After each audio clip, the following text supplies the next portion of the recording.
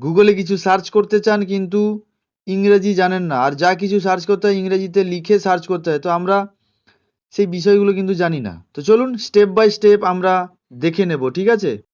প্রথমে আমাদেরকে চলে যেতে হবে আমাদের মোবাইলে থাকা প্লে স্টোর অপশানে। তো আমি প্লে স্টোর অপশান খুলে নেব। প্লে স্টোরে চলে আসার পরে নিচের দিকে দেখুন ঠিক এই জায়গায় সার্চ বলে একটা অপশান রয়েছে, এই সার্চ অপশানে আমাদেরকে ক্লিক করে দিতে হবে। সার্চ অপশানে ক্লিক করে দেওয়ার পরে ওপরের দিকে দেখুন আমি মার্ক করে করে দেখিয়ে দিচ্ছি যাতে আপনাদের বুঝতে সুবিধা হয়।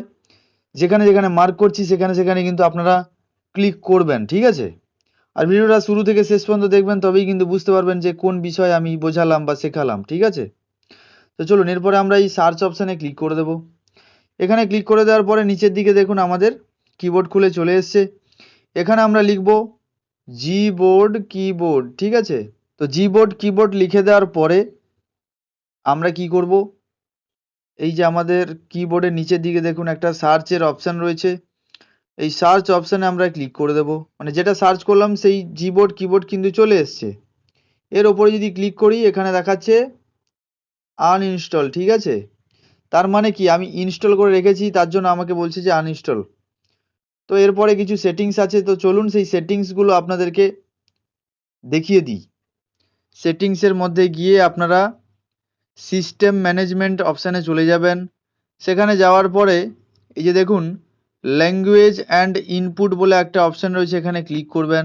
এই নিচের দিকে যদি চলে আসি অন স্ক্রিন কিবোর্ড, এখানে দেখুন ম্যানেজ কিবোর্ডে যদি ক্লিক করি ওপরের দিকে দেখুন জিবোর্ড দেওয়া রয়েছে, জিবোর্ড সিলেক্ট করা রয়েছে, ঠিক আছে? তো এখানে এসে আপনাদেরকে এটা অন করে নিতে হবে। তো সেটিংস অটোমেটিক্যালি হয়ে যায়, আপনারা যখন ওই অ্যাপসে ক্লিক করবেন ওপেন করবেন অটোমেটিক্যালি ওটা হয়ে যাবে, ঠিক আছে? সমস্ত কিছু সেটিংস করে নেওয়ার পরে আমরা যে ব্রাউজারের মধ্যে যা কিছু সার্চ করব সেই ব্রাউজারের মধ্যেই কিন্তু আমাদেরকে চলে যেতে হবে। তো সবথেকে মোবাইলের স্পেশাল ব্রাউজার হচ্ছে ক্রোম ব্রাউজার। তো আমি ক্রোম ব্রাউজারটিকে ওপেন করে নেব।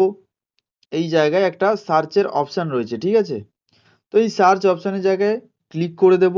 আমরা যে জিবোর্ড কিবোর্ড সেটিংস করলাম তার জন্য দেখুন আমাদের কিবোর্ডে ঠিক এই জায়গাটায় এই যে দেখুন জি বলে লেখা রয়েছে, তো এই অপশানে আমি এখন ক্লিক করলাম।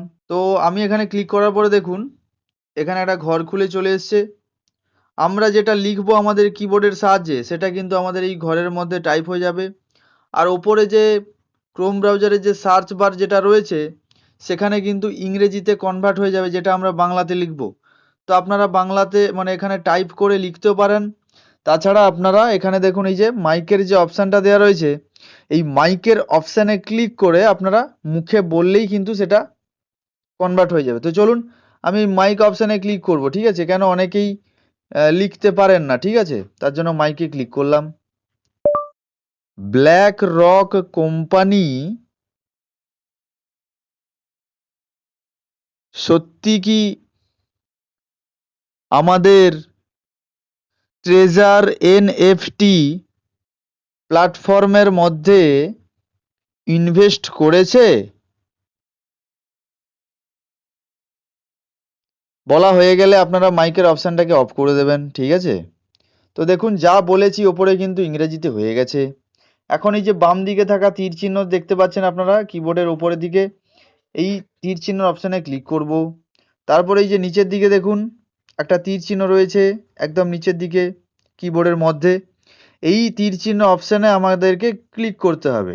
যেটা আমরা বাংলায় লিখলাম সেটা কিন্তু ইংরেজিতে এখানে চলে এসছে। আর এখানে দেখুন সি মোর অপশান রয়েছে, এই জায়গায় আমি যদি ক্লিক করি এখানে দেখুন পুরো বিষয়টা মানে যেটা আমরা লিখলাম বাংলাতে সেটা তো ইংরেজিতে সার্চ হয়ে গেল, প্লাস এখানে ইংরেজিতে দিয়েও দিয়েছে। তো চলুন এটাকে আমরা এখন কপি করব।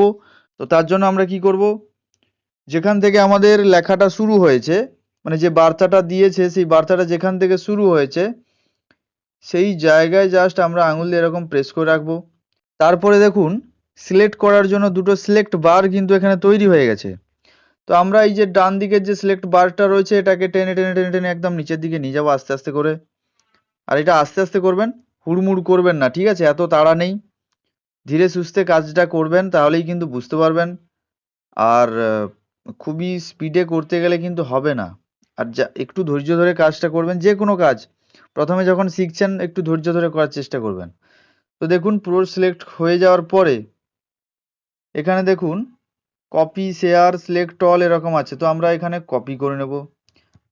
কপি করার পরে আপনাদের মোবাইলে যদি এই গুগল ট্রান্সলেট অ্যাপসটা যদি ইনস্টল করা থাকে তো গুগল ট্রান্সলেট অ্যাপসের মধ্যে চলে আসবেন। এখানে দেখুন এই যে পেস্ট বলে লেখা রয়েছে, ঠিক আছে, এই যে এই জায়গাটায় এই পেস্ট অপশানে আপনারা যদি ক্লিক করে দেন, যে ইংরেজি ভাষাটা আপনারা কপি করলেন সেটা কিন্তু এখানে চলে এসছে, ঠিক আছে। আর নিচে কিন্তু দেখুন স্পষ্টভাবে দেয়া রয়েছে, ঠিক আছে, যেটা আমি গতকাল আপনাদেরকে শেয়ার করেছিলাম টেলিগ্রামের মধ্যে।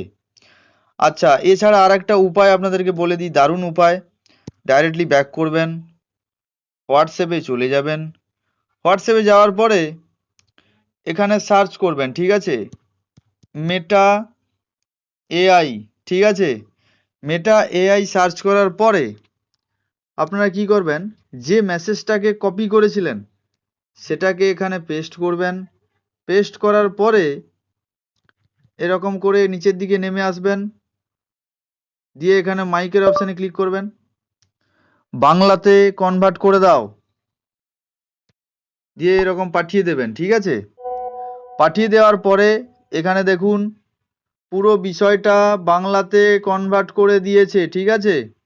NFT platform treasure NFT activity জারি করে দাবি করেছে যে তারা ব্লকচেন থেকে, ঠিক আছে। এবং শুধু তাই নয়, এখানে লিখবেন এই বিষয়টাকে ভালো করে বুঝিয়ে দাও, আমি বুঝতে পারছি না, পাঠিয়ে দেবেন, ঠিক আছে। তো পাঠিয়ে দেওয়ার পরে এখানে দেখুন 1 2 3 করে এরকম করে আপনাকে বুঝিয়ে দিয়েছে। তো যাই হোক, তো এই ছিল আজকের ভিডিওর মূল বিষয়। আশা করছি আপনারা শিখেছেন। যদি ভালো লেগে থাকে লাইক করে দেবেন, শেয়ার করে দেবেন সেই সমস্ত বন্ধুদের কাছে যারা এখনো পর্যন্ত শিখতে পারছেন না, জানতে পারছেন না, ঠিক আছে। আর এই যে টেলিগ্রাম চ্যানেলটা দেখতে পাচ্ছেন, এই টেলিগ্রাম চ্যানেলটাকে ফলো করে নেবেন, ঠিক আছে। তো সবাই ভালো থাকবেন, সুস্থ থাকবেন, সুরক্ষিত থাকার চেষ্টা করবেন। আর এইভাবে গিয়ে যে কোনো বিষয়ে সার্চ করা থাকে এরকম সার্চ করবেন আর এরকম এসে কনভার্ট করে নেবেন। সবাইকে অসংখ্য ধন্যবাদ।